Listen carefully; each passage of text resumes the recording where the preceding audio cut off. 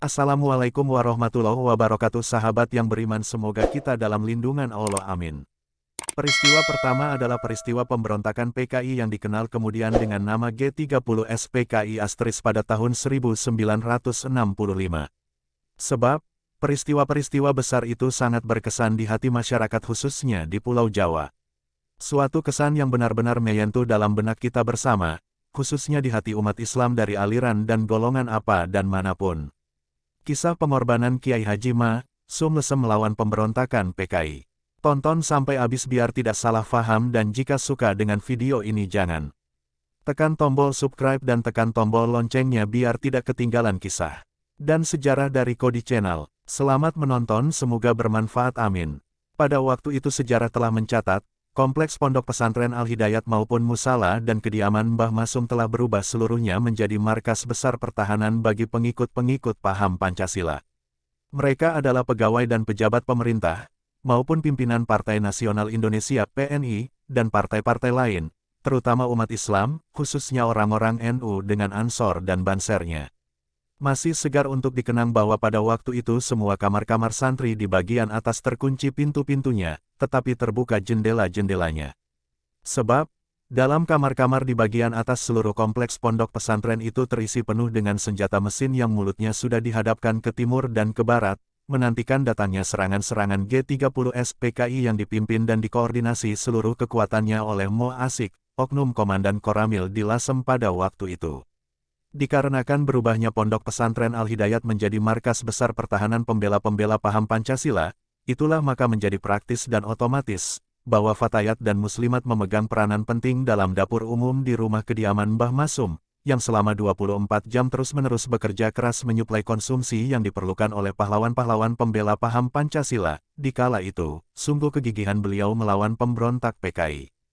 Tidak dimengerti oleh penulis, dari mana didapat bahan-bahan pokok keperluan dapur umum yang kemudian diolah oleh tangan-tangan halus Fatayat dan Muslimat yang siang malam secara non-stop memberikan suplai konsumsi kepada ratusan orang. Tetapi yang jelas bahwa Mbah Masum berkenan banyak mengobral harta bendanya untuk konsumsi ini habis-habisan. Dalam mengenang kembali kesibukan-kesibukan di dapur umum ini tak boleh dilupakan jasa-jasa Fatayat dan Muslimat di bawah pimpinan putri Mbah Masum, Nyai Azizah, seorang ibu muslimat yang pada setiap saat perjuangan memerlukan, pasti tampil ke depan tidak mengenal lelah. Tidak sepatutnya diungkapkan di sini bahwa di kala itu banyak para pejabat-pejabat yang setiap malam datang bermalam dan tidur dengan aman di ruang atas pondok pesantren, terutama Dandis Kepolisian Negara di Lasem di saat itu, Saudara S. Daryo, bahwa mulut usil berani menyatakan bahwa jalannya pemerintahan di Lasem pada waktu itu, praktis berkedudukan di kompleks pondok pesantren Al-Hidayat, di bawah perlindungan doa Mbah Masum sebagai ulama besar dan tertua yang disegani dan ditaati. Di sana mereka mengolah roda pemerintahan. Dari sana mereka meronco dan mengeluarkan instruksi dan pengumuman-pengumuman. Dan dari sana pula mereka mengkoordinasi seluruh potensi untuk mengganyang G30S PKI. Tidak juga perlu dibuka rahasia almarhum Mbah Masum yang untuk sementara waktu harus dan terpaksa berpisah dari keluarganya, karena dibawa lari oleh beberapa anak didiknya di pagi-pagi buta ke suatu tempat yang aman. Walaupun pada mulanya Mbah Masum ingin tetap bertahan di rumah dan ingin bersama-sama anak buahnya mempertahankan kota Lasem, namun hasil musyawarah dengan stafnya menentukan mempersilahkan beliau untuk sementara waktu dihijrahkan. Sebab strategi dan taktik perjuangan di kala itu menghendaki demikian. Menghendaki Mbah Masum melakukan perjalanan penuh rahasia ke seluruh pelosok desa dan kota di Jawa Tengah dan Jawa Timur, guna memberikan spirit keberanian dan ketahanan daya juang kepada umat Islam, untuk melakukan jihad penumpasan sehabis-habisnya sampai seakar-akarnya kepada pemberontak-pemberontak G30S PKI. Dan kepergian Mbah Masum melakukan perjalanan sejauh itu adalah dengan pertimbangan-pertimbangan, agar beliau dengan lebih leluasa bergerak memberikan indoktrinasi kepada umat. Lebih banyak diambil manfaatnya oleh umat, dan tidak menghabiskan waktu, pikiran, dan fatwanya hanya untuk masyarakat di Lasem.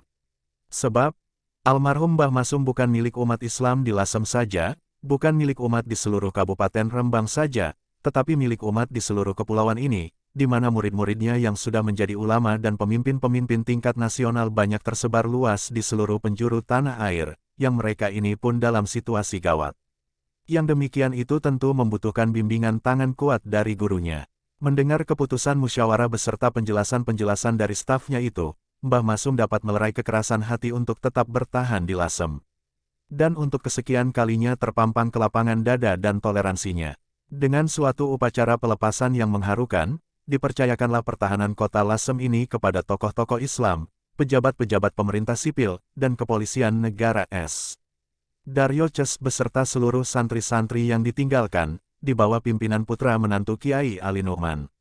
Musyawarah memutuskan lebih lanjut bahwa santri-santri yang membawa dan bertanggung jawab penuh atas keamanan perjalanan Mbah Masum adalah pemuda-pemuda Abdul Hamid bin Suratman asal Jepara dan Mahfudz asal Tulungagung. Pemuda pemberani yang dengan semangat menyala-nyala bertekad bulat menerima segala resiko penyerahan Mbah Masum untuk dibawa ke tempat yang lebih aman.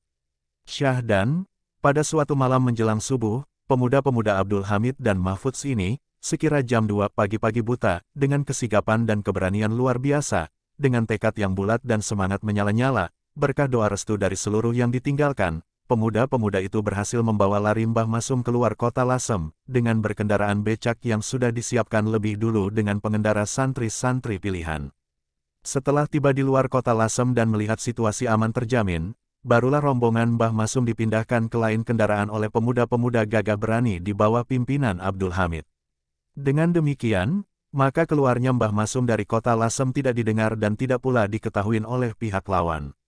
Sampai di sini para pembaca tentu terkenang pada peristiwa yang terjadi dan pernah dialami oleh Rasulullah SAW di kala yang mulia itu terpaksa harus meninggalkan kota Mekah, di malam hari dengan pengawalan sahabat karib Sayyid Abu Bakar As-Siddiq menuju Goa Hira, jauh di luar kota di malam buta.